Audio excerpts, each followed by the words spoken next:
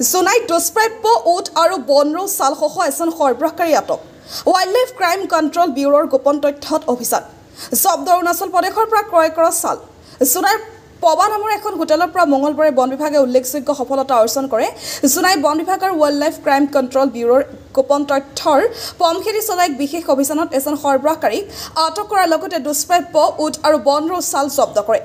আটকজিত সৰবৰাহকাৰীজন সোনাৰ লেখুকাৰ ৰমেশ দলে বুলি জানিব পৰা গৈছে তেওঁ গোপন সঞ্চালন ব্যৱস্থাৰ জৰিয়তে অৰুণাচল প্ৰদেশৰ পৰা চাল ক্ৰয় কৰি চুলাইনৰ অনাৰ কথা স্বীকাৰ কৰিছে উল্লেখযোগ্য যে উট আৰু বনৰো উভয়ৰে দুষ্প্ৰাপ্য প্ৰজাতিৰ অন্তৰ্গত আৰু বন্যপ্ৰাণী সংৰক্ষণ আইনৰ অধীনত সুৰক্ষিত এই ক্ষেত্ৰত বন বিভাগে কেতবোৰ গুৰুত্বপূৰ্ণ তথ্য সংগ্ৰহ কৰিছে আৰু আগন্তুক দিনত অধিক ব্যক্তিকো জড়িত থকাৰ সন্দেহত অনুসন্ধান অব্যাহত থাকিব বুলি জানিবলৈ দিছে সোনাই আঞ্চলিক বন বিষয়ে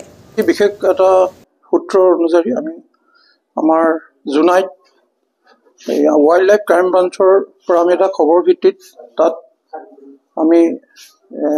পবা হোটেলত গৈ আমি এটা খবৰ ভিত্তিত আমি অভিযান চলালোঁ অভিযান চলাই আমি এজন ব্যক্তিক লগ পাইছোঁ যিজনৰ হাতত আমি এই বনৰো আৰু উটবিলাই জন্তুৰ আমি ছাল আৰু বাকলি পাইছোঁ